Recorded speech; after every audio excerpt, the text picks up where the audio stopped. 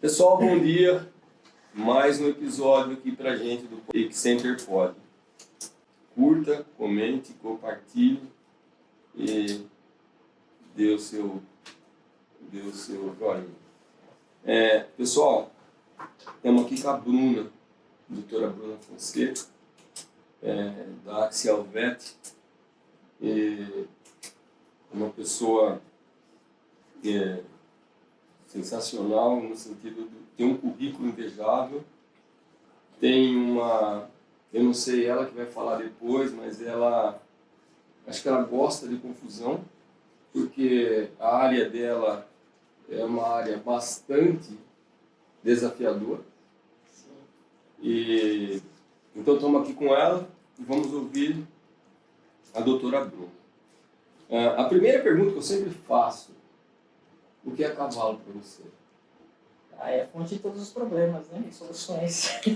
Eu acho que Deus, quando a gente vai nascer, você fala, você quer ser rico ou ser veterinário? Aí você escolhe ser veterinário.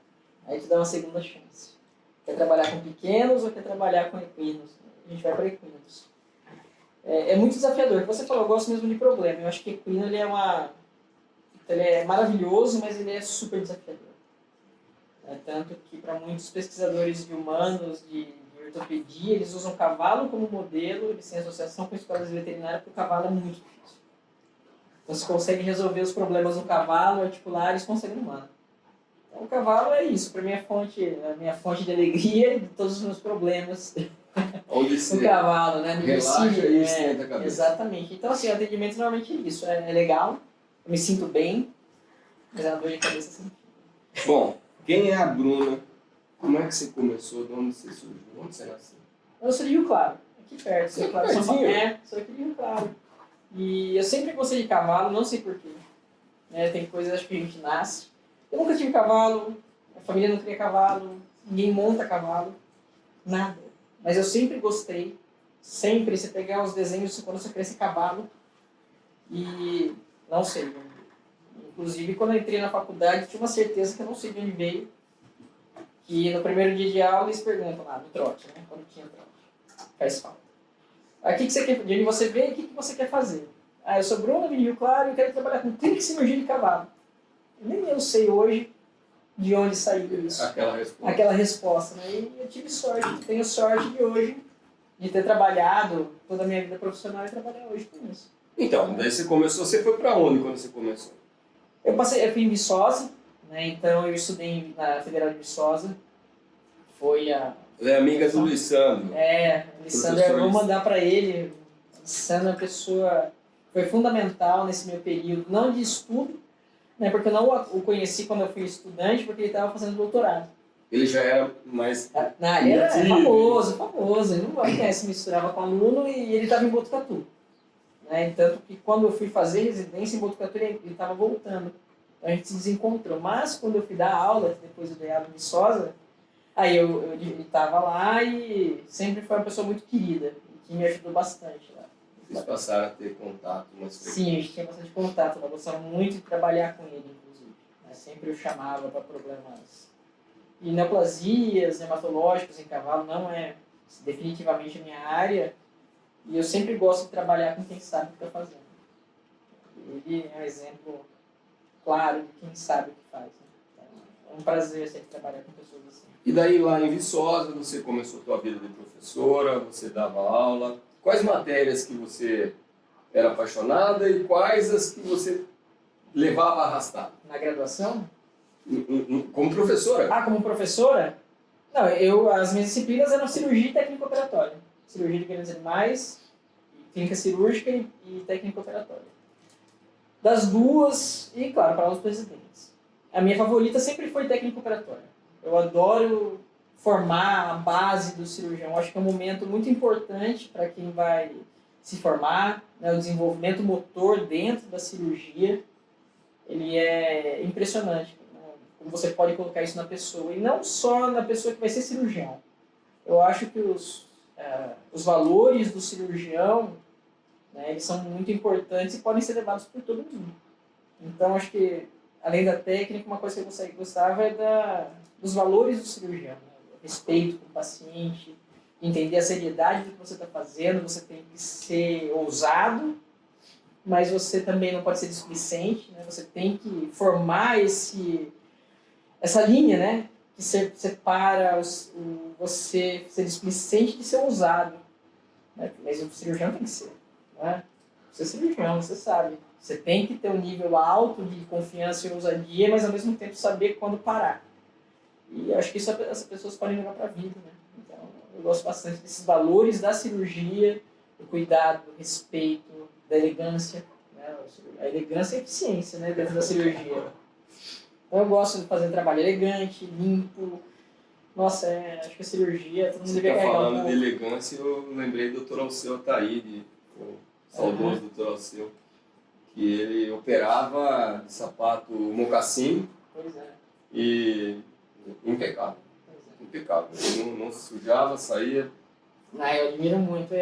Meu treinamento cirúrgico foi em Botucatu, né, na Unesp de Botucatu, e admirava muitos professores. O professor Armen opera muito bem e o professor Armen, sou fã incondicional, Sim. tenho contato com ele, adoro ele. Não, eu gosto, não, os 4 me marcaram muito também, os 4 professores da Unesp, na época era ele, o professor Nicoletti, o professor Cal e a Annalise. E ele, o professor Nicoletti, tinha uma técnica operatória assim, nossa, forjaram a minha aula, eu falei, tem que ser igual a ele, assim, é incrível. Realmente elegante, limpo, estrutura perfeita. Você vê que era uma coisa fluida, né? Que ela aprendeu certo. Que é muito difícil, é igual dirigir, né? Depois que você já entra na escola já sabendo dirigir, é difícil você fazer da maneira correta, você já tem suas manias. E a ideia é formar a mania certa na pessoa, né? O padrão motor de movimento, porque a pessoa está conversando com o pessoal aqui, eu falo assim, tem dois grandes segmentos, né, dentro de um centro cirúrgico. Tem a técnica e tem a arte. Você tem que dosar. Sim. Eu acho que um segredo dentro do que você está falando, né, que a gente sempre pensa, você falou de ousadia ou de limites, né? Uhum. E entra um pouco da arte, entra um pouco do improviso. Tem que ter. É um improviso calculado, né? Mas sempre tem. Principalmente na cirurgia geral. Eu acho que você abre, você não sabe muito bem o que vai encontrar. Já aconteceu comigo algumas vezes. Uma vez fui fazer fechar uma incisão que lacerou o anel inguinal do cavalo. Na primeira passada de agulha, eu peguei uma artéria da parede abdominal. E estava dentro, né? Você tem que improvisar, porque você não tem como abrir o cavalo inteiro. Virar ele, o abdômen. Então são situações que precisam de improviso, realmente, e colocar tudo que você sabe. É a hora que você pensa assim, chama alguém, chama um cirurgião. Depois você tem que voltar para não, o cirurgião sou eu. Então vamos lá. Pensa, né? Tem que ter um raciocínio muito frio. Algumas vezes se acalma. O cirurgião tem que ter, que vem, porque nos bons cirurgiões vem nessas situações, né? Eu gosto muito de emergência. Eu gosto, uma hora que me deixa calmo, é emergência. Tudo fica tranquilo na hora da emergência. Eu acho que isso é importante também. Muito legal. Olha, o que você está falando é muito legal. Se você me desse corda, eu ia ficar... a gente nem ia falar de coluna, porque a gente ia falar só só da cirurgia, né? Mas minha formação é toda cirurgia. Ô Bruno, quais os tipos de esqueletos que existem? Existe o axial e o appendicular. Isso, axial e appendicular. E você, por que você gostou do axial? Na verdade, ontem mesmo me perguntaram, realmente começou a perguntar, mas por que coluna? E veio de uma necessidade, isso é muito legal. A gente era residente lá na Unesp de Botucatu, a gente atendia muitos cavalos com problema ortopédico, né, principalmente pela doutora Annalise, ela conhece muito o pessoal do cavalo, e muitos cavalos de tambor, principalmente apartação, cavalos importantes. E eles chegavam lá com umas queixas estranhas, sabe? Então, não vira o primeiro tambor. Essa é um clássico até hoje, né? Não vira bem o primeiro tambor. O cavalo de apartação que está avançando no bezerro, não vira para um lado, vira para um lado, mas não vira para o outro. E a gente examinava, sempre foi muito criterioso o exame de claudicação lá, fazia todos os bloqueios, o exame completo, não achava nada do que o cavalo tinha. A gente via que o cavalo não era normal, em movimento, ele não se movimentava normalmente, tinha algumas dificuldades, mas a gente não achava uma claudicação evidente. E eu decidi por fazer mestrado lá, nunca pensei em fazer pós-graduação. Eu fiquei sabendo lá que era meio natural, né? Fazer residência e fazer mestrado. nem sabia disso. Quando eu saí de Viçosa, nem existia pós-graduação lá. E aí a professora me falou, então vamos fazer só com esse mestrado de coluna. Né? Esses cavalos só pode ser da coluna, vamos procurar. E aí eu comecei a estudar, já no final da residência, e é legal porque foi com um objetivo muito claro, melhorar o nosso atendimento dos cavalos no hospital. Então isso te dá um objetivo, não foi uma tese perdida, Sim, né? era real. É real, falar, a gente precisa atender melhor esses cavalos. Então era com uma aplicabilidade direta. E eu gostava muito de atender, gosto muito de hospital, gosto muito do atendimento, então assim, foi assim que surgiu. E conforme eu fui estudando, eu fui vendo a importância. Me apaixonei. Me apaixonei, inclusive, pela anatomia, que eu já sabia que era importante. Quando a gente entra na residência, quando a gente começa a trabalhar com cirurgia, você tem que estudar muito. Tem que estudar muito para fazer locomotor. Mas aí com a coluna, me deu um clique da importância real da anatomia. Como aquilo ia solucionar grande parte dos meus problemas que eu tinha em entender o exame de coluna. As imagens, tudo. E foi assim. E aí eu não parei mais. Né? Eu sempre digo que eu desejo para todo mundo ter essa sorte que eu tive. De começar alguma coisa que te mude a vida. E foi assim. Esses cavalos do Loli que deixaram me loucos mudaram a minha vida. Foi assim. Olhando outros animais, né, eu acho que tem uma diferença muito grande entre bípede e quadrúpede. Pela a pressão, né? Sim, as energias. Né? E o cavalo é um coitado, porque é o único quadrúpede que leva um ser humano nas costas, Sim. Literalmente. Né? Então, como que você vê essa questão dessa distribuição de forças do cavalo quando a gente tem aqui esse cavalinho que tem extremo carinho, né? Como é que você vê, se vê uma pessoa sentada aqui, e a coluna do pobre coitado Sim. vai e volta, né? É o único espécie, né? Único.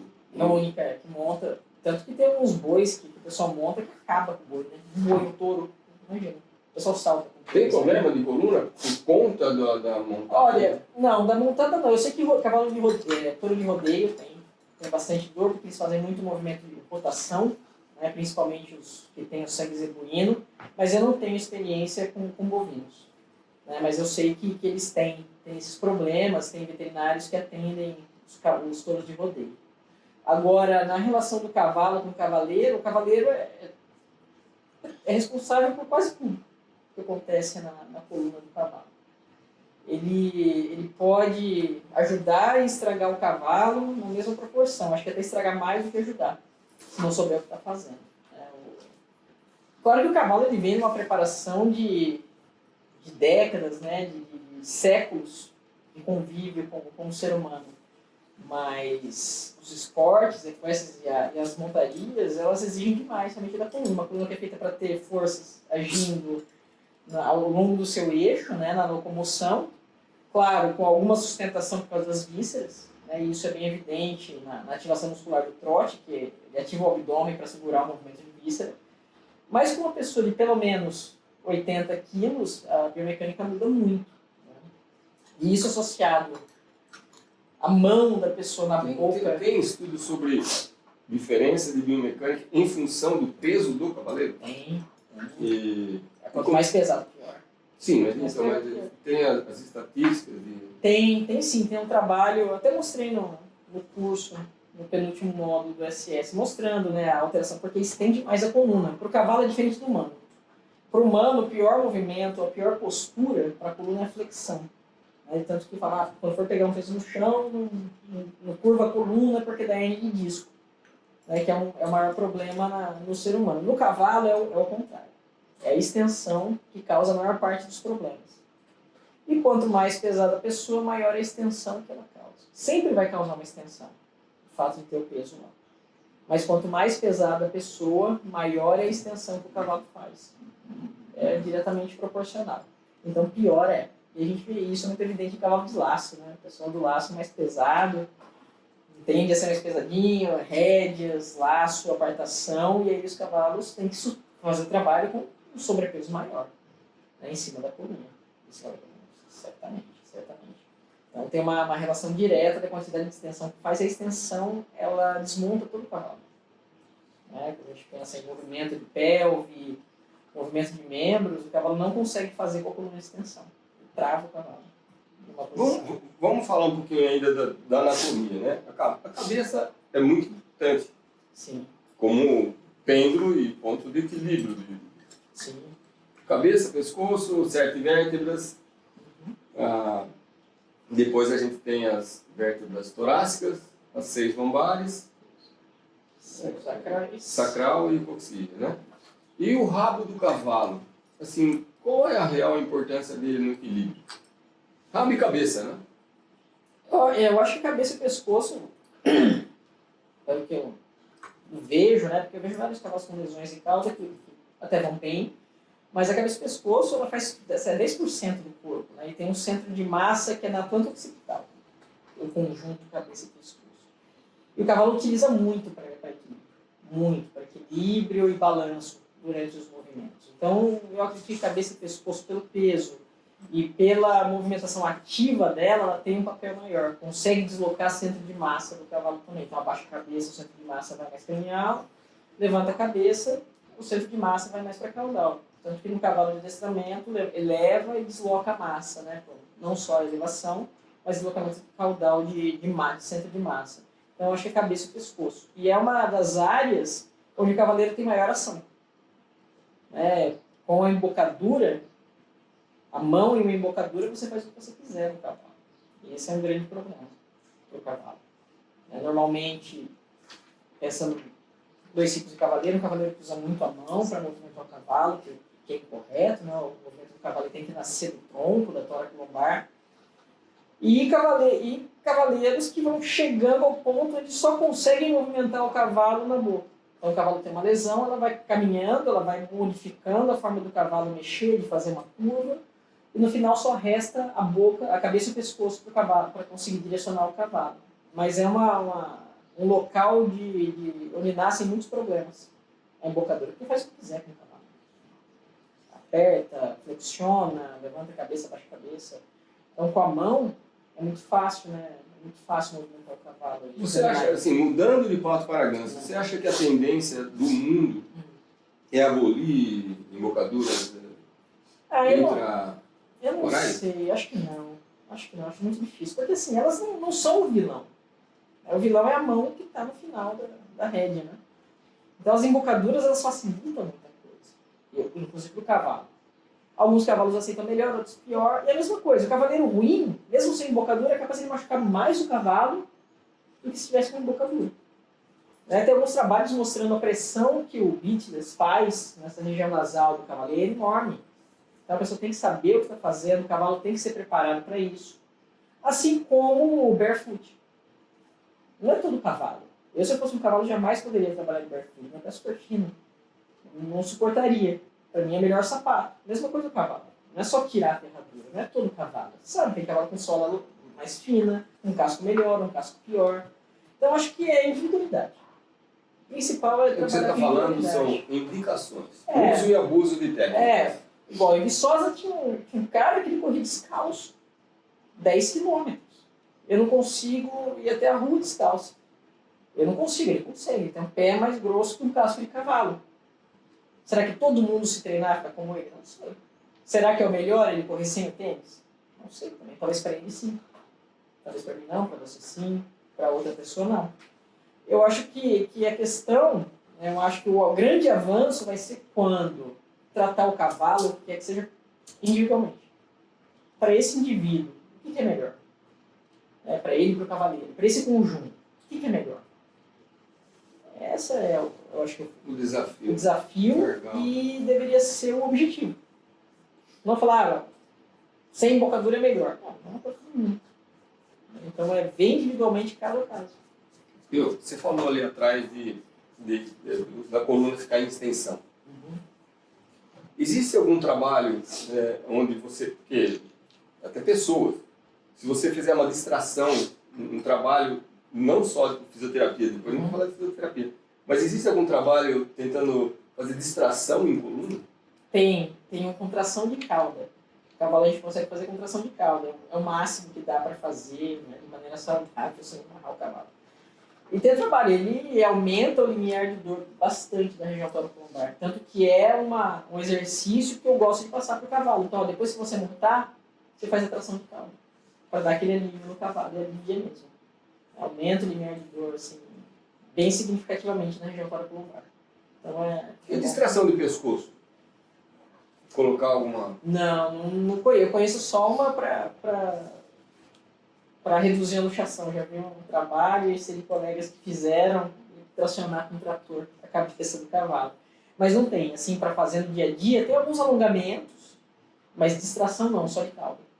Só de cauda. Até uma das perguntas aqui era realmente, essa potrinha teve uma fratura do atlas e do processo odontoide, né? E eu ia te perguntar, porque eu tenho trauma com luxação de processo odontoide. O que você faz? Olha, Além de chorar. pois é, tem algumas técnicas de fixação cirúrgica. Eu nunca fiz de atlanta axial. Teria que, mas tem. Existe a cirurgia e fora isso é a estabilização com músculo, né? Pensar em fisioterapia. Porque se a gente pensar que 70% da estabilidade da coluna é muscular, dá uma boa ajuda. Claro, perder o processo do odontoide, a estabilidade pelo processo odontoide é uma perda muito significativa de estabilidade. Mas eu acho que essas são as duas opções que a gente tem hoje viáveis. Fisioterapia, manutenção, estabilização externa, não vejo a grande diferença, às vezes até piora a incoordenação do cavalo. E fixações cirúrgicas com placa ventral. Tem acesso ventral, tem a descrição. Eu, particularmente, nunca fiz essa fixação. Mas, se topar, é um desafio que pode ser feito. Né? É tudo do proprietário topar com prognóstico, para a vida atlética, para a vida do cavalo, porque é uma cirurgia muito arriscada, é um local muito arriscado. Né? Então, eu acho que é por isso até que não tem tanta cirurgia. E falando um pouquinho de sacro e sacroiliaco, você trabalha bastante? Bastante. Então, quais as principais? A região da pelve, ela tem muitas lesões, né? Claro, a sacroiliaca é uma das articulações lesionadas, mas ela não é a única. Ela é muito importante, mas ela não é a única. Tem outras articulações nessa região lombo-sacropélvica que são lesionadas pelo mesmo mecanismo da sacroiliaca algumas vezes e que talvez sejam mais significativas na dor. Então a gente tem o disco lombosacro mesmo, que ele é o que mais se movimenta na coluna durante a flexão. Então quando o cavalo esbarra, quando ele engaja, ele sempre faz uma flexão lombosacra. E esse disco é o maior da região toracomumbar e mais propenso a lesões. Então lesiona muito, e muitas vezes antes da sacroiliaca. As articulações que ficam ao lado, o cavalo tem umas articulações intertransversas, que são entre os processos transversos de L5 e L6 e o sacro. Então eles são quase parte do sacro. E é uma articulação exclusiva do cavalo. E ela também, ela tem a lesão muito semelhante à sacroiliaca. E produz sinais clínicos muito iguais. Então, eu tenho uma casuística alta de sacroiliaca, mas também tem uma casuística alta das lesões das outras articulações. Eu atendo muito cavalo que já foi infiltrado a sacroiliaca e não funcionou. E aí, quando faz ultrassom, trasetal, realmente as sacroiliacas não estão ruins. Não estão ruins. Então, a gente está falando, diagnóstico e tratamento. Então, um bom diagnóstico dessa região, saber fazer um diagnóstico completo, ele que é fundamental. Então, no final, a gente quer todo mundo a mesma coisa, que o cavalo fique bom. Ela é importante sim, mas não é tudo. Não é tudo sacroiliaca. Eu sei, né, assim, é a rotina, né? Às vezes você não sabe diagnosticar, fazer ultrassom, a pessoa vai, trata a toracomumbar e já infiltra a sacroiliaca. Eu já fiz isso com cavalos indóceis. Não dá para fazer ultrassom transetal, quase. Eu não vou entrar atrás do cavalo porque ele não com esse mesmo sedado. Então já tá. Trata a região, né? Mas é muito raro. Acho que eu fiz isso uma vez só. Eu sempre faço. Agora, uma região que é relativamente, não sei se é negligenciada, um pouco falada, porque a gente fala muito de pelve. E a região da cernilha? A região da cernilha é mais protegida, né? Então, assim, na região da cernilha a gente tem muita fratura, óbvio, muita lesão traumática. E a região torácica cranial, se a gente pegar a cernilha e a gente vai falar de T4 até T11, ele é muito estável, muito estabilizado pelos números. Então, mas eu também estou falando de uma coisa que a gente não consegue diagnosticar. Eu posso estar falando uma besteira que daqui 5 anos vai ter envelhecido super mal. Porque a gente não tem acesso. A parte mais Então, profunda mas da você está falando cerneira. também onde o cavaleiro. Ele sempre O um pouco mais impacto- para trás, né? O impacto ele vai acontecer lá em T15, T17, T18. Normalmente, já na região que a gente está um pouco fora, já está fora da célula, mas tem muito trauma direto da célula, nos processos espinhosos. E aí vem a gente fala da questão do ajuste de célula, que também é super importante, porque a O célula... cavalo de salto tem o... Tem a lesão, mas a gente consegue ter uma lesão bem superficial, né? Eu estava pensando em lesões mais profundas, que talvez existissem e a gente não consegue acessar. Agora, essas lesões mais superficiais que chegam a fraturar, realmente, né, causar lesões de tecidos moles sérias, feridas na cerneira, isso aí é um papel também do veterinário entender a importância da cela e passar para o cavaleiro. Porque a gente tem problemas sérios de todos os lados. Da pessoa que não quer gastar com uma cela melhor, com ajuste, que ela pensa a cela para ela. Ela serviu para mim, tá bom. Até a pessoa que gasta muito, só que gasta de maneira errada. A pessoa vai para a Europa, toma um champanhe, vai lá, compra uma cela vermelha de 45 mil euros e traz, para o meu cavalo. E essa não tem nada a ver com o cavalo. Tem que ser com o cavalo. Eu estava falando isso ontem durante o atendimento. Eu gostaria também que houvesse uma evolução, igual você pensa, sei lá, o Neymar. O Neymar ele usa uma chuteira que é feita para ele. Pro pé dele tem uma pessoa que amacia a chuteira para ele. O cavalo de alta performance deveria ser assim. E tem como. Né? Tem como fazer uma cela ajustada para o cavalo. Inclusive para momentos do cavalo. Ele envelheceu, você ajusta, vai ajustando. Você vai emagrece, engorda. No início da temporada ele está mais gordo, porque está parado. Depois ele vai emagrecendo. E você tem como fazer. E por que não fazer isso para o cavalo? E aí você faz a cela ajustada para os dois. Cavaleiro e cavalo. Mas é um trabalho aí de semear isso, né, com os proprietários. Porque na performance tudo bom, na alta performance. Tudo. É só um cavalo de corrida, de tambor, 0,01 segundos para ganhar a caminhonete, para ganhar o prêmio.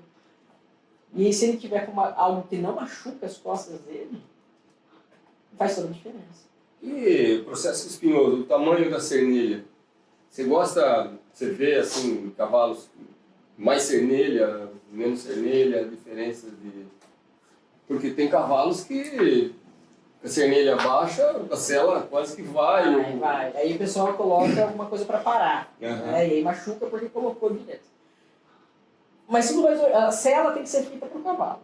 Ou pelo menos você pegar igual um sapato. Pelo menos eu usar um tênis 37. Né? É o mínimo. Do que pegar um tênis longo, ou um tênis, sei lá, hoje em dia tem, né? Pisada pronada, supinada, uma coisa que te machuque mais.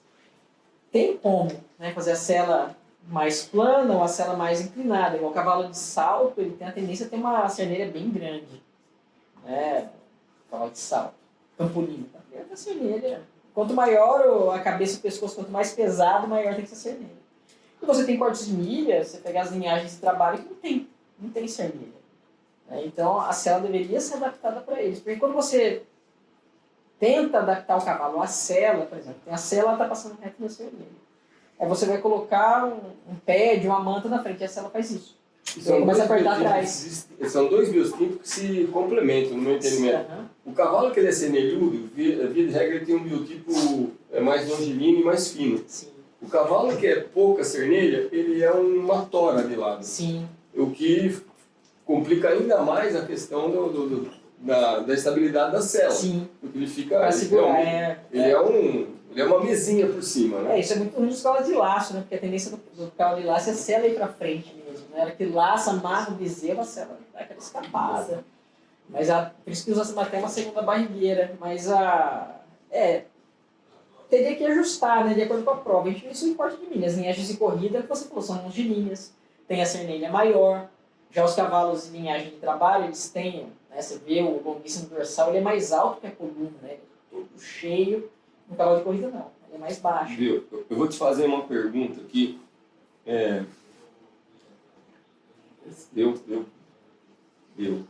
Coca-Cola, nada a ver com... Por que cavalo alto, grande, e que tem um pescoço longilíneo, via de regra, eles têm mais problemas de coordenação. Você já reparou isso?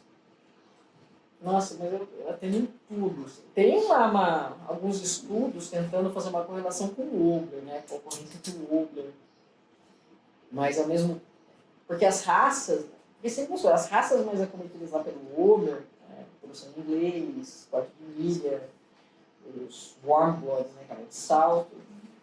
Ou você veja, o corte de milha tem essa tendência a ter e tem a pescoço longo. A maioria deles. Tem pessoas curtinho, mesmo assim eles têm. E aí já é relacionado ao crescimento rápido. É uma doença ortopédica do desenvolvimento, né, o Obler. Mas quando você coloca um pônei e um bretão, eles têm, o bretão é grande, mas tem pescoço curtinho, curto, né? O pônei é pequenininho. Cavalos que são realmente pescoçudos, né?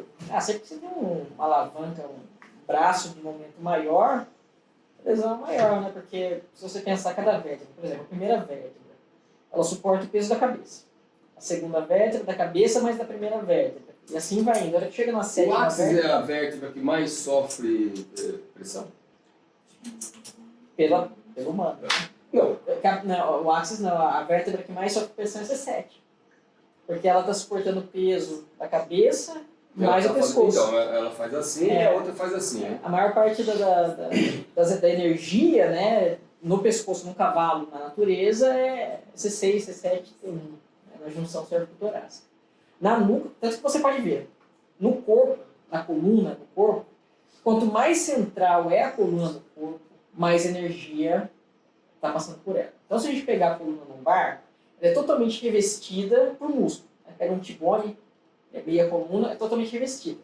Porque passa muita energia. Vem da pelve, vai produzindo energia nos membros e transmite. Então passa muita energia lá. Região torácica, não tem músculo ventral. Só dorsal. Ainda tem o gradil costal, tudo, mas não passa muita energia na região torácica. Aí você chega na região cervical, na base do pescoço. Tem muito músculo. E vai reduzindo conforme chega na nuca. A nuca, na C1, no Atlas, ela é praticamente subcutânea. Você consegue palpar muito dela. Porque ela, na natureza, não suporta tanta energia. Mas, quando vem a domesticação, tem o cabresto. E aí, a gente, com os esportes e com o trabalho com o humano do cavalo, a nuca passa a suportar uma energia que ela não foi feita para. Porque ela não está preparada para não está preparada. E muita, né? E aí vem muitos problemas nessa região por causa disso.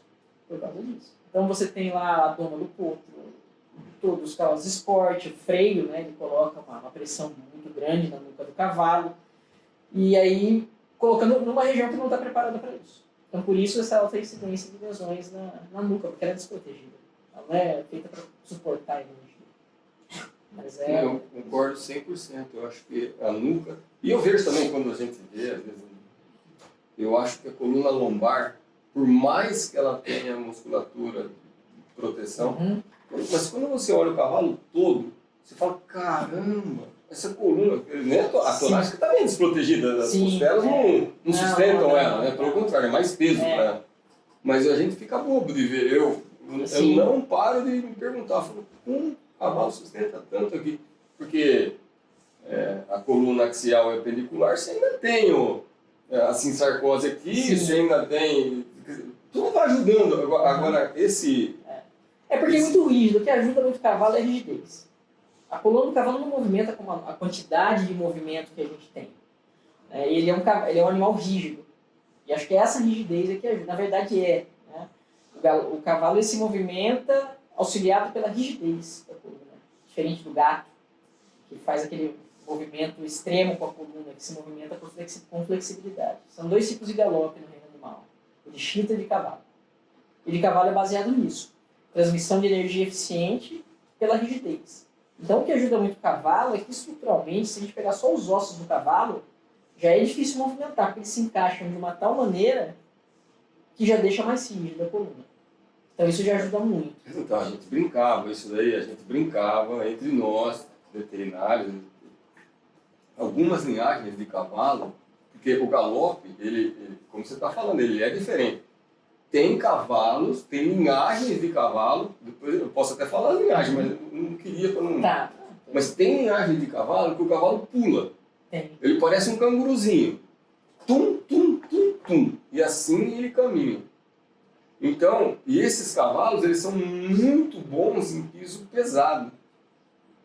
E eles deixam outros cavalos de piso leve para trás. Porque o cavalo de piso leve, o cavalo que rema, que é piso leve, quando ele pega um piso pesado, ele não consegue. Ele está correndo reto. E o outro está correndo pulando. Sim. Não, é bem individual. Tanto que tem cavalos que fazem 2 faces aéreas no galope. Né? Porque o cavalo é uma só. Apoia os pélvicos, joga, a hora que apoia a mão, traz o pélvico. Tem cavalo que ele consegue fazer uma segunda fase aérea na hora que está vindo o pélvico para frente. Quase como se fosse um gato. Tem cavalo que faz isso. E é muito, novamente, individualidade. Estou visualizando os cavalos. Eles conseguem fazer 2. Tem cavalos que conseguem fazer 2 fases aéreas. O que não é o comum. Mas é variação. E isso existe para tudo. Eu estava esse final de semana, conversando com o Dr. Stanner, né, que vai ser o presidente da EP agora. Ele falou que ele tem um trabalho muito bacana com natação. Ele fez a termografia depois da natação. E mostrando que cada cavalo nada diferente. A ativação muscular, depois que sair, ele faz a termografia, para ver qual músculo estava quente. Ele identificou 4 tipos de cavalo, só nesse estudo. Imagina se a gente fizer com uma população grande, porque tem cavalo que usa mão, tem cavalo que usa perna, tem cavalo que usa mais o quadril, mais o joelho, e aí você consegue identificar ou imaginar de acordo com os músculos que ele está usando. Então, cada cavalo se movimenta de um jeito, isso é importante entender também, na ortopedia. Que você não vai conseguir a receita de bolo. Você imagina quanto é sensível e específico essa movimentação. Exato, e aí você tem que ter essa sensibilidade, não só sensibilidade, mas conhecimento e observação, de ver como o cavalo se movimenta, não só para tratar, né, é uma coisa que eu gosto muito quando eu atendo comum, não só tratar, mas prever quais são os seus problemas que o cavalo pode ter, de acordo com o tipo de movimentação. Exato, o cavalo que força mais uma coisa. Pois é, ele vai. O cavalo é alongado, ele não é alongado. Por exemplo, o cavalo corte de milha, de rédeas, ele é todo encurtadinho. Assim. Levanta, você não consegue levar para frente. Isso aí vai trazer um monte de problema para ele. E aí você tem que reverter, porque se não fizer isso, outro lugar vai sofrer. Então, por exemplo, as lesões sacroiliacas. Tem cavalos que têm a última vértebra lombar sacralizada. E ele perde esse disco lombosacro, que é super importante. Isso gera um monte de consequência para o cavalo. E a gente precisa evitar. Eu até falei, para mim essa é a medicina esportiva. Evitar, falar, de acordo com isso que a gente encontrou aqui, com o que eu vejo do tipo de cavalo que ele é, de movimentação, se a gente não tomar cuidado, daqui a pouco esse cavalo está com uma lesão coxofemoral, que vai levar uma lesão no joelho, e assim, vai caminhando. Do tipo de movimentação que ele tem que fazer. Então é muito legal fazer conseguir identificar a movimentação do cavalo, os padrões alterados de movimento, e dá para identificar, e tentar, se não reverter, se adaptar e reverter o máximo possível, que não der adaptar. Então, normalmente, quando eu atendo o cavalo, eu tento pensar, juntar essas duas coisas. E quando a pessoa entende, né, e é importante que ela entenda, até um parênteses aqui, por isso que eu gosto que no atendimento o treinador e o proprietário estejam. Eles precisam comprar essa ideia. Ele foge um pouco do tradicional da agulha, dá para prova, né? Vem uma prevenção. E ele tem que ver que uma coisa simples, como alongar, a gente mesmo faz. Né? É importante. O funcionamento do cavalo, eu acho, não sei no mundo todo, mas eu acho que o maior prejuízo para o cavalo é o mau funcionamento. Não, você vê cavalos de altíssima performance gordos. Né? Você vê, eu queria falar aqui do manga larga, né? Eles têm que andar gordos. Uma prova extremamente aeróbica, desgastante para o cavalo gordo, por causa da conformação. O crioulo também sofre disso. São cavalos que têm que desempenhar provas pesadas, sofrer de ouro, gordos.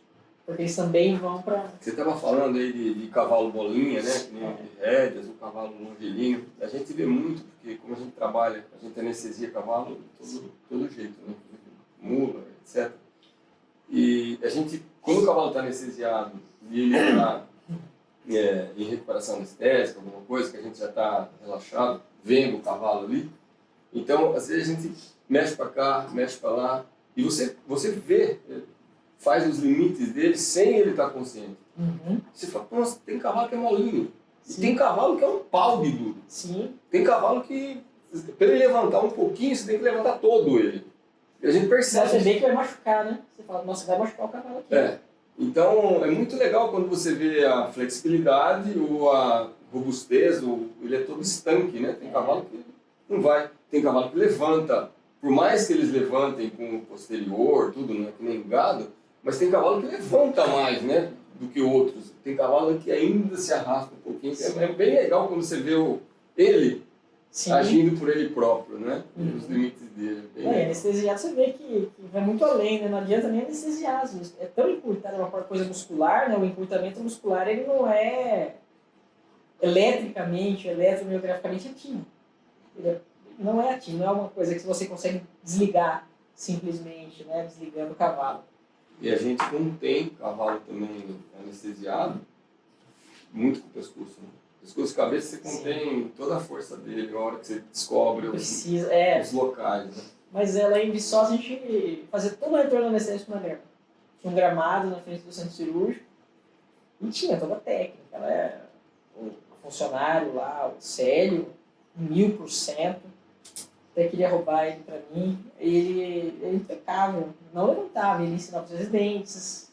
Não levantava, até o cavalo tá 100%. Conseguia segurar. Só na cabeça. E alguém na cauda para ele segurar, só para direcionar o lugar que ele ia girar, mas só na cabeça e pescoço. É a forma certa. Eu vou mudar, vou fazer uma pergunta para você. O árabe, tem vértebra que oxigena menos, mas o cavalo tem de 15 a 21. Ele tem a menos do que a menos ou está dentro do tolerável normal? É dentro do tolerável. O que ele tem, eu acho, que faz mais diferença é a lombar a menos. Você já escutou essa história? Do Já, árabe, já. menos, Ele tem uma lombar a menos. Não todas as linhagens. Mas algumas linhagens têm 5 lombares.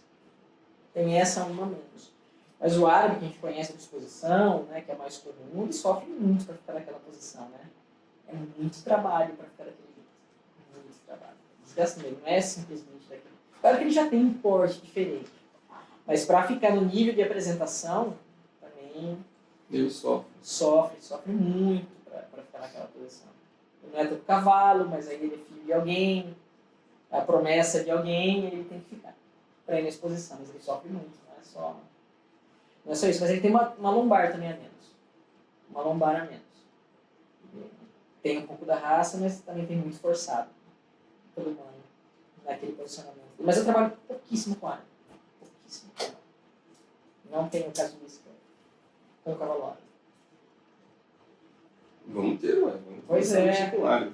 Viu? Fala um pouquinho de doença, patologias. Fala um caso inusitado. Algum caso que te marcou, que você fala, caramba. Eu vou contar um aqui. Foi maravilhoso. Esse ano que eu atendi. Fui atender uma égua. Eu trabalho muito com os fisioterapeutas. Tem que tomar cuidado. O caso maravilhoso de veterinário. Não, pra porque é lindo. Maravilhoso para veterinário. Você começa a ver assim, a conversa, nossa, que lindo! Pode começar a chorar. Porque não é coisa boa. E é uma égua que foi para um centro de reabilitação.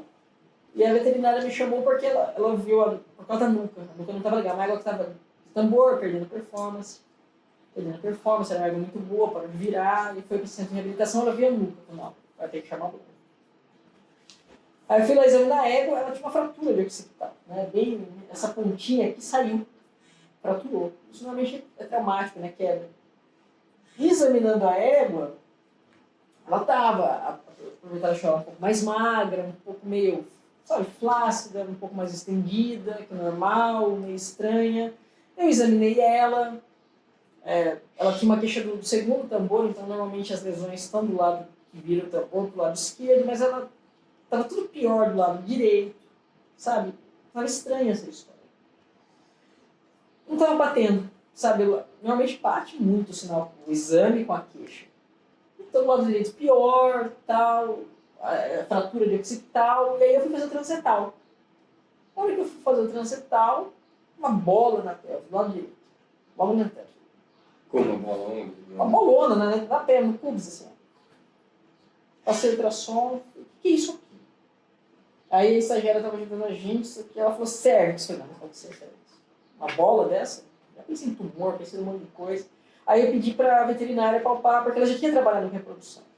Ela colocou a mão, ela tirou assim, e falou, Bruno, pega um pouco mais para frente. Tinha um potro. Ninguém sabia que esse potro estava lá. Aí chama o cara da reprodução. Estava com 10 meses esse potro. Ela estava grávida de 10 meses, ninguém sabia. Aí veio toda a história, foi isso. Com certeza, o garanhão fugiu, ela fugiu, brigou, bateu a cabeça e ainda saiu gestante dessa briga. Ainda foi fecundada. Então ele foi lá, brigaram, bateu a cabeça, foi fecundada, ninguém falou nada, devem ter feito alguma coisa pela abortar, não deu certo. Tirou daquele centro de treinamento, ficou todo mundo caladinho, e no final foi isso mesmo. A proprietária foi lá, apertou, e nem um mês depois nasceu a potra. Esse foi o meu diagnóstico, mas uma potra que nasceu. O diagnóstico é uma potra. Não, eu peguei e tapei na mandíbula dela. Pô, é que é potra. Ninguém sabia. A primeira reação foi, nossa, que legal, tal, e de repente a dona... Isso é medicina. Como assim um potro? Isso tá errado. Aí entra em contato com o seu treinamento e tal. Você saiu de um extremo para o outro. Pois é, não. Aí eu falei, eu não vou dar laudo disso aqui não, chama alguém. Tem um potro. Mas precisa de imagem, claro, vai que acontece alguma coisa, né? E eu não sei a idade, tinha chutado 5, 6 meses. Não sei. Eu falei, não, você já tá osso, é mandíbula, o paciente é mandíbula, tá pra nascer. Então esse foi o meu diagnóstico, né? Por isso que não batia nada. Eu acho que estava no corpo direito, porque a cervix estava deslocada à direita. Ela estava mais pro lado direito, por isso que estava mais. Por isso que ela estava flácida, óbvio, né? Tava pra parir. Só isso. Simplesmente tava pra parir. Mas foi engraçado. Fiquei desconcertado, foi engraçado. Eu falo de patologias. As principais? As principais. Ah, tem de tudo. Né? Estruturais, congênitas. E congênita? Acho que o Wobler é o mais comum, né? O mais comum de doença congênita e a sacralização da sexta vértebra lombar. Que é uma alteração que causa bastante prejuízo biomecânico no cavalo, mas toca a vida. Essas das congênitas. Agora, de principais lesões, olha, toda a combinação é possível. Normalmente não tem uma lesão só, então lesões toracolombares extremamente sempre o ser humano no topo. Sempre no topo. E eu gosto da correção. A correção está sempre no topo. A correção que a pessoa faz. Então, quando eu vou fazer a consulta, eu sempre tento chegar no primeiro problema que o cavalo teve. Porque normalmente eu vou atender a quarta ou quinta correção. O problema com a quarta ou quinta correção. Então, teve uma dor lá na sacrilíaca, o cavalo começou a parar um pouco torto. Pega lá e corrige, o cavalo põe ferradura, põe um monte de coisa. Aí, por causa disso, começa a doer outra coisa pro cavalo. E aí vai lá, põe manta, começa a ficar muito estendido. Então, troca a manta, corrigiu. Aí o cavalo começa a sentir dor em outro lugar. Aí vai, faz outra correção, ferrajamento, filtro e tal. E aí, normalmente eu sou chamada quando não consegue mais mexer nem a nuca mais do cavalo. Já está usando tanto a mão, porque o cavalo não responde no resto do corpo, que aí uma hora fica insuportável. Não, agora vamos chamar. Mas aí controle de dor, normalmente, você chega sempre atrasado, né? Já foi. Já tentaram... E a dor toracolombar, principalmente a toracolombar, ela é muito catabólica no cavalo. Deve ser uma dor terrível, porque é uma dor que faz o cavalo emagrecer. Parar de comer. É a pior dor do cavalo é a toracolombar, de longe. A região toracolombar é que mais dói no cavalo. E normalmente aí volta, o cavalo volta a comer, engorda. A primeira resposta do tratamento de coluna, o cavalo engorda. Você vê a dor. Mas enfim, voltando às lesões, é de tudo. Toracolombar tem seus pais, tem bastante. Osteoartrite toracolombar, osteoartrite cervical. Na nuca, normalmente já é uma consequência, né? Bastante infusão, às vezes até fraturas em processos articulares craniais de axis. Peguei um caso muito severo de lesão de atrito occipital, uma égua. E discos? Lesões? Lesão de disco no cavalo, a gente vai ver em lombosacro, né? E região cervical. No cavalo, a gente não tem entidade de hérnia de disco, é entidade patológica. A gente tem degeneração discal. Então, o disco ele resseca e ele perde, né, a função dele. A gente não tem hérnia de disco porque até hoje é uma discussão se o cavalo tem ou não núcleo pulposo. Mas tem algo que se assemelha, mas não é igual ao humano. E o cachorro é algo que possa sair pelo ânulo fibroso e formar uma hérnia. Não existe isso no cavalo. Né? Mas ele tem a degeneração. E nos casos que essa degeneração causa uma compressão medular pela distração das fibras, né, do ânulo fibroso, ele vai ficando mais frouxo e aí ele começa a se insinuar dentro do canal. Mas esses são processos assim, muito avançados. Você acha que o disco, falando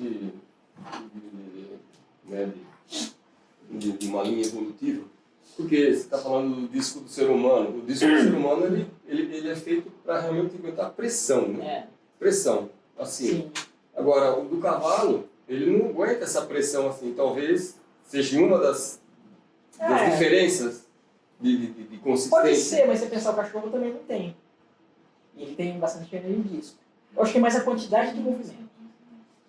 A quantidade de movimento que o cachorro faz, que a gente faz na coluna. O pivô do movimento do movimento vertebral é no disco intervertebral do cachorro, do humano. Do cavalo, não.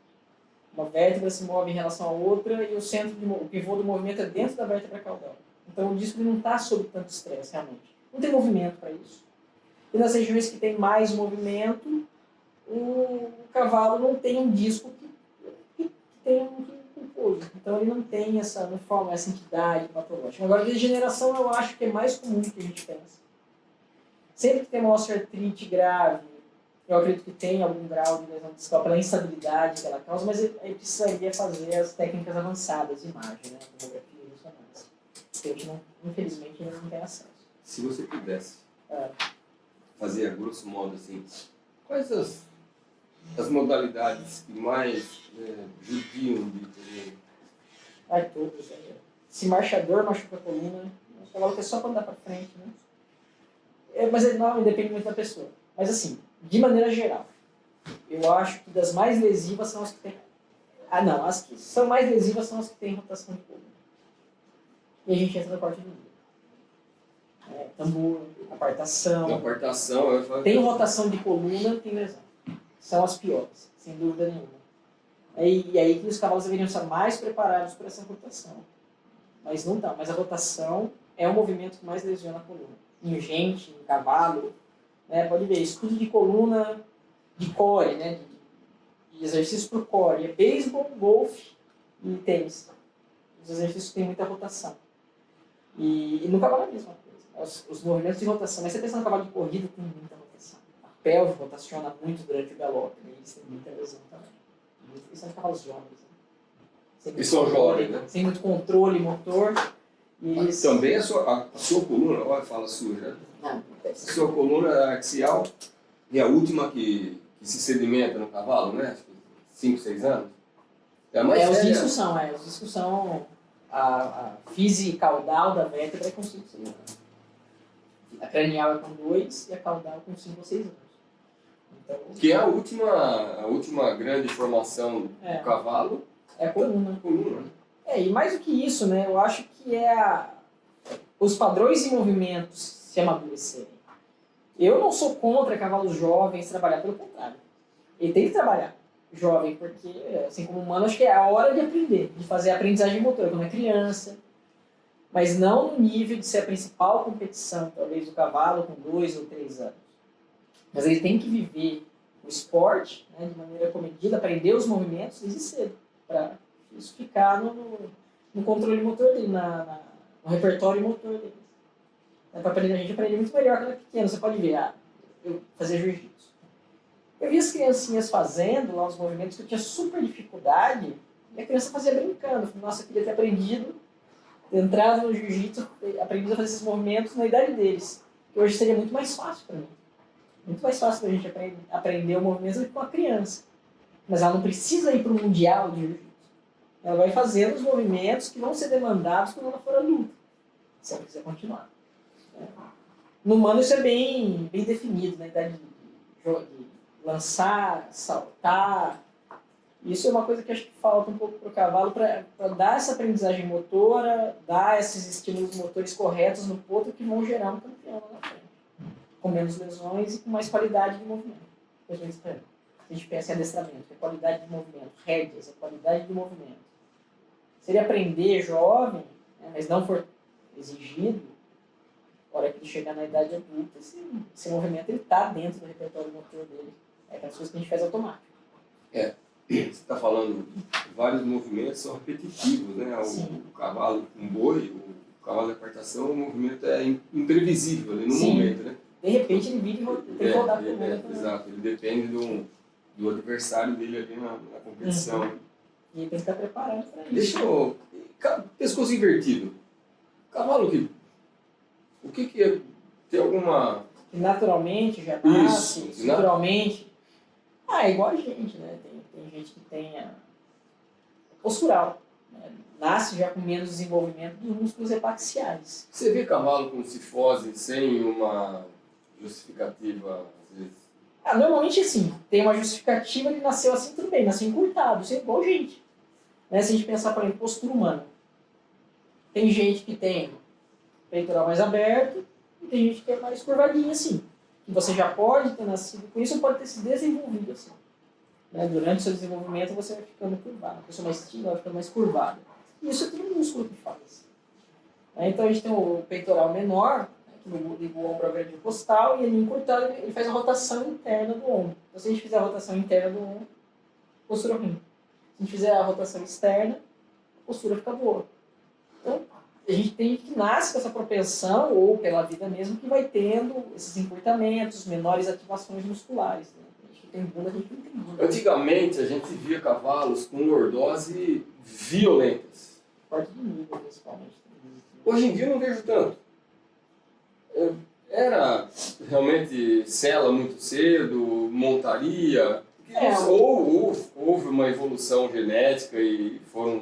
Talvez um aprendizado, né? Por exemplo, o corte de milha, ele comendo em feno, em rede de feno, é um veneno ele crescer comendo em rede de feno. Porque ele vai crescer comendo alto e vai encurtando o longuíssimo dorsal, que é um músculo que já tende a se encurtar. E enfraquecendo o abdômen, ele vai ficando lordóticozinho. E aí você precisa reverter isso. Para reverter é comer no chão.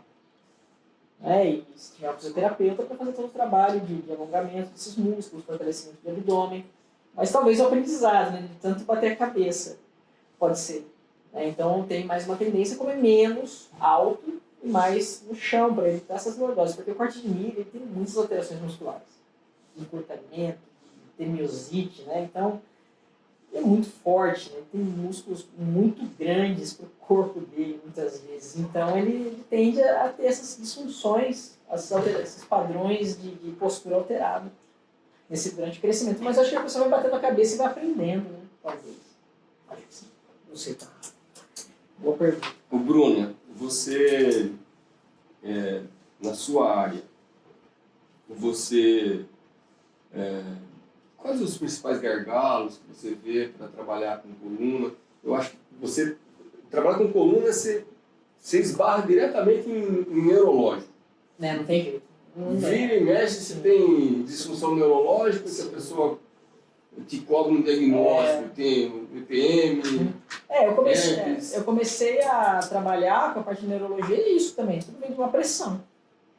Pressão do mercado dos pacientes, porque começa a atender, começa a ter problema neurológico também. Você vai atender um trauma de coluna, tem problema neurológico. Então, eu comecei a caminhar nessa área aí, que eu chamo de neuroortopedia, porque o atendimento de coluna é neuroortopédico. Quando você tem que tratar sua coluna, você vai no neuroortopedista, mano. O pessoal de pequenos que opera, isso que eu vou falar, ortopedistas de pequenos só faz cirurgia, né? Eles não sabem fazer exame físico. É um neuroortopedista. Então, se você está trabalhando com a coluna, você tem que fazer neuroortopedia. Não tem como fugir. Não tem como fugir. E muitas vezes é isso. Eu vou atender o cavalo e tem alguma coisinha neurológica. Quando a gente fala de neurológico, não precisa ser... o cavalo está caindo. São pequenas alterações, igual às vezes até nervos periféricos. Né, que a gente pega pequenas paresias na mão. Eu atendo muito cavalo, você vai notar que tem uma paresia na mão. Seja pelo tipo de uma simetria, lesões de ciática. Tem bastante. Então, de femoral, o cardíaco tem muita lesão no nervo femoral, que faz ele cair, né, no meio da prova. Então ela está presente, né? A neurologia está em todo. Esse é um dos gargalos que as pessoas precisam entender, que a neurologia faz parte do exame ortopédico da coluna, tem que saber. Outro gargalo que agora está modificando, a pessoa saber que a coluna é importante. Não tem como, né? Metade do aparelho locomotor é a coluna, como é que ela não vai ter influência? Eu acho que dois avanços muito grandes foi a coluna e foi o dente, né? Porque Não, com certeza, não. tem uma conexão direta. Direta, faz parte, está no esqueleto axial, né? Embora não domine a parte, mas ela faz parte. Trabalhar junto com o dentista é fundamental, porque ele vai refletir na coluna de todo jeito. Mas Tem eu um acho impacto ali atrás, né? E por último, que eu diria um gargalo que ainda precisa ser mudado é porque para a coluna, especialmente para a coluna, precisa ter o exercício terapêutico. Precisa, é obrigatório. Se só infiltrar resolvesse, era bom para mim, era bom para o cavalo, era bom para o dono, para o treinador, para todo mundo. Mas não dá. Porque quando a gente fala de coluna, a gente não fala só de dor, a gente fala de disfunção. O que é disfunção? É o cavalo não conseguir movimentar um membro pélvico, por exemplo, igual o outro, porque os músculos da pelve não estão igual. É não conseguir virar um lado do outro porque ele tem uma contratura na coluna. A gente sempre dói. Se você tiver uma contratura aqui na coluna, fala, o torcicolo. Olha o que o torcicolo faz, que é neuromuscular. O torcicolo. Trava inteiro. É entender isso que o exercício é fundamental. E muitos atendimentos, na grande maioria deles, tem que fazer em casa. É o treinador que vai fazer, é o proprietário que vai fazer, então ele precisa comprar o exercício. O exercício é fundamental, que alongar é fundamental. Então esse é um gargalo, porque se não fizer, não melhora. Você pega problemas de... que é muito comum as pessoas, vou fazer natação, colocar o cavalo no tanque. E nem sempre o cavalo entra bem, sai bem, o tanque tem algumas dificuldades inerentes ao... Sim, então, você pega lesões por esse mecanismo aí? Não pego muitas. Tem algumas pessoas que colocam os cavalos para nadar, ela não é boa para a coluna, eles têm a coluna. Principalmente se o cavalo já tiver uma lesão, ela piora. Mas o pessoal usa muito, né, como cardiovascular. O cavalo eu entendo, né? Você tira... Não foi feito muito para nadar, mas... Eu não pego problemas advindos da piscina, mas sempre que eu posso, eu corto a piscina. Falando, dá na água, ok. Nadar, não dá. É um exercício assim, o cavalo tem que estar bem são. Então vamos fazer um exame preventivo nadar aqui. Tem um cavalo marinho. Porque vocês ali no cavalo, ele é todo frouxo. Não tem um abdômen que segure a postura, né? Porque quem evita a extensão é o abdômen. É o abdômen que vai manter o cavalo numa postura mais adequada. Agora ele é todo meio frouxo, meio barrigudão. Não vai. A piscina vai fazer mal para ele. Vai fazer mais mal do que bem. O cavalo teve uma cirurgia de cólica. Como é que está então esse abdômen? Mas é sabido, né, que cirurgia de cólica ela meio desativa o reto abdominal e você precisa ter um trabalho pós, né? Um cavalo de performance que opera o abdômen tem que fazer a fisioterapia para restabelecer essa musculatura toda, né? Tem uns que secam, né? Principalmente quando usa cinta. Você vê a longíssima dorsal vai embora, né? O cavalo seca. Então ele precisa ter um trabalho para voltar. Ou para evitar que aconteça isso, até, né? Dentro do hospital, ter o fisioterapeuta ou cavalo, ter alguém que venha trabalhar com ele nesse sentido, porque tem tudo contra a performance. Tudo. Aí vai reduzir o tempo para retorno à performance, ele vai voltar numa performance melhor, né? Porque às vezes ele nem volta até mesmo depois da cirurgia. Ele perde muito o tônus de ativação abdominal. Então, Fala um pouquinho para a gente de diagnóstico, meios de diagnóstico e terapias de ponta, cirurgia, outras ferramentas que você vê como... A ferramenta diagnóstica que a gente tem no cavalo, na coluna não consegue avançar muito, né? A gente não tem as técnicas avançadas aqui. Então, o mais importante para mim no diagnóstico é um bom exame físico. Bom exame físico e usar as técnicas de imagem para confirmar a sua suspeita diagnóstica. O que eu vejo muito é o caminho contrário, acho que não só na coluna, né? O cavalo está mancando, vai lá fez um raio-x e trata esse raio-x. Isso é muito comum. Às vezes tem proprietário que quer fazer um raio-x no meu cavalo. Como assim? Né? Então, você faz um exame físico, faz depois a imagem para suportar ou não essa sua suspeita. Eu tenho muitos cavalos que já vêm com raio-x e que se espalham, por exemplo. Ou de osteoartrite cervical. E aí, no exame físico, eu noto que esses spines não estão contribuindo em nada para a saúde do cavalo. Ou é uma coisa muito... não é o principal. É só a ponta do iceberg. Então, o diagnóstico é exame físico. Exame físico, suportado pelas técnicas de imagem. Eu uso raio-x ultrassom e termografia. A termografia ela dá um suporte bacana também. Não sei se chega a ser diagnóstica, mas ela é uma técnica de suporte muito boa. E a partir daí, tratamento é fácil. Né? Às vezes o pessoal vai lá e fuça, eu estou fazendo atendimento, e fala, o que você tem na sua cara? Tem a hialurônica e corticóide. E a água para diluir. Porque depois que você sabe exatamente o que o cavalo tem, é tratamento fácil.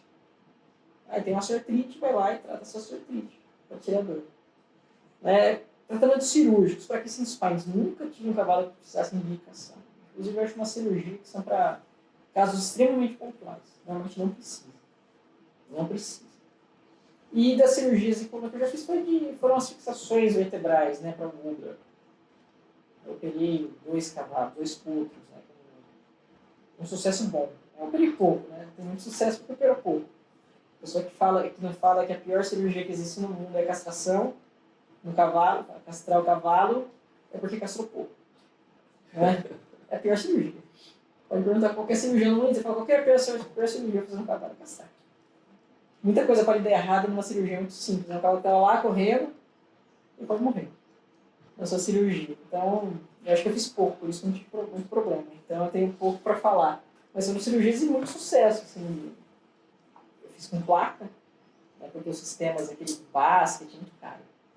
Para comprar o material todo, eu fiz uma cotação, era $10 mil, né? Imagina. Só para comprar o material para fazer a cirurgia. Você entrou... Ventral. Coloca, na verdade, das piores partes da cirurgia é realinhar a vértebra. Tem que ser feita antes da cirurgia, tem que ser feita antes de abrir o cavalo. Então, vai colocando placas, forçando a vértebra a voltar ao normal, fazendo um raio-x até ela voltar ao alinhamento, e depois aí você pode começar a cirurgia. O alinhamento faz antes. E o cavalo, às vezes, com uma posição bem de extensão cervical, que fala, ele vai ficar com dor, amanhã ele vai estar bem dolorido, terrível. E aí, a placa ela é mais invasiva, né, porque precisa tirar esse processo ventral aqui. Nossa, perdi o nome. Crista ventral, ele tem que tirar ela, né, para a placa sentar exatamente aqui no meio. Então tem que cortar essa crista ventral e colocar a placa. Então ela é mais invasiva, é uma das técnicas mais antigas, mas é o que a gente tem. Mesmo assim, não é fácil achar quem topa fazer. Pelos custos... A medicina humana faz isso, né? Não, você vai na França, o pessoal faz placas personalizadas para o cavalo. Tem uns fixadores maravilhosos, você vai lá na clínica de Grobois, eles têm um convênio com a empresa lá de implantes, eles vendem os tamanhos de implantes, mas o implante deles eles fazem para o cavalo. Eles medem o cavalo, fazem os parafusos, fazem tudo certinho. Aí, pô, maravilhoso. Eu acho que a fratura... Dá para fazer, dá para fixar assim com placa também. Isso é um sonho de consumo, você ter placa personalizada, né? Tamanho da... Mas com uma boa plaquinha bloqueada, dá para fazer. Falta mais, talvez, o proprietário talvez acreditar e querer investir, porque normalmente vem muito dessa incerteza, igual cólica. Né? Às vezes a pessoa não quer pagar porque não tem a certeza que o cavalo vai ficar bom. Talvez algumas pessoas meio que relutem em operar, falam, não sei se vai ficar bom, eu vou gastar todo esse dinheiro. Mesma coisa com a neurocirurgia, né? E é algo que a gente não tem, né, nos treinamentos cirúrgicos aqui. Mas mesmo nos Estados Unidos, conversando com um cirurgião lá, ele deu uma palestra e me perguntou, na sua residência em cirurgia, tem treinamento de neurocirurgia? Não. Eu falei, aqui também não tem. Não tem treinamento. Então, talvez seja uma segunda residência, né? Quando você está aí para cirurgia, uma terceira, talvez cirurgia ortopédica e neurocirurgia. Mais ou menos um caminho que o humano faz. E talvez algo em pequenos já começa a ter, né? Tem as residências de cirurgia ortopédica em pequenos animais. Então, isso talvez seja um caminho. Tem que ser um caminho, essa curva de aprendizado assim. Tem que aprender com alguém. Doutora Bruna, estamos indo para os finalmente. Fala um pouquinho dos teus cursos, dos teus eventos. Agora eu estou tendo grande, né? Foi uma... Eu falo que estou fazendo o ESS, né? Equine Spine Specialist. Fiz um curso super denso de coluna, que eu falo que é o curso que eu gostaria de ter participado. que eu gostaria de ter encontrado em algum lugar do mundo para poder ter participado, né, na minha vida. Então eu fiz esse curso que eu coloco. Então, quando eu saí da universidade, eu parei com os cursos. Eu dava algumas aulas em pós-graduações, mas eu tentei me voltar mais para os atendimentos, me dedicar mais a eles, e acabaram consumindo o meu tempo, né? Então, a maior parte do meu tempo era tudo isso. Até um dia que eu falei, não, eu quero fazer um curso. Está no meu sangue. Está no meu sangue, eu quero voltar a fazer os cursos. E aí, logo de cara, eu já quis fazer um grande, né? Em vez de seguir o normal, eu fiz algo grande. Eu sei que tinha uma demanda, né? Todo mundo me perguntava toda hora, quando que vai ter um curso seu? Quando que vai ter um curso seu? Eu falei, não tem programação, não vai ter. Por enquanto não vai ter, não tem tempo para parar, para fazer. E aí veio a ideia de fazer o ESS, logo um grande, que eu falei, como é que seria o curso para mim, o curso ideal? Eu queria fazer logo. Qual que vai ser o próximo? O pessoal já.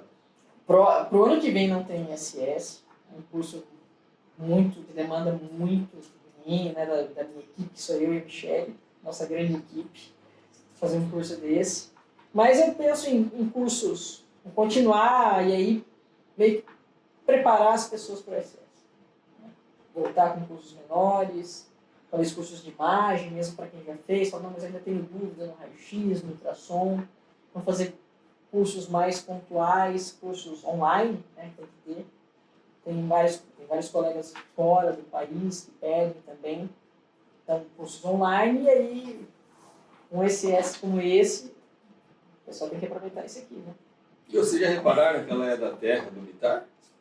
Não, Rio Claro é um grande celeiro de veterinários.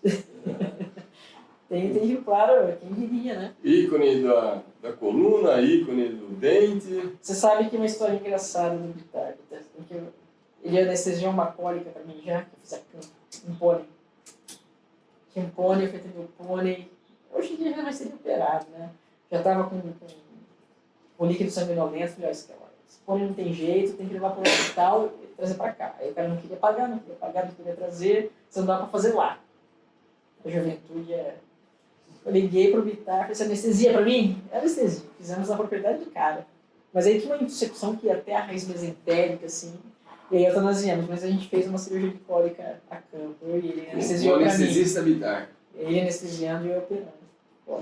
A gente vai falar com o Bitar. Ah, que legal. É legal, é interessante para ver por tudo que a gente passa, né? Eu já atendi muita ortopedia pro Bitar, eu fazia ultrassom, porque ele atendia ortopedia, né? Os cavalos CCE, eu fazia ultrassom e shockwave para ele. E ele atendia os cavalos. Então a gente já passou por muita coisa.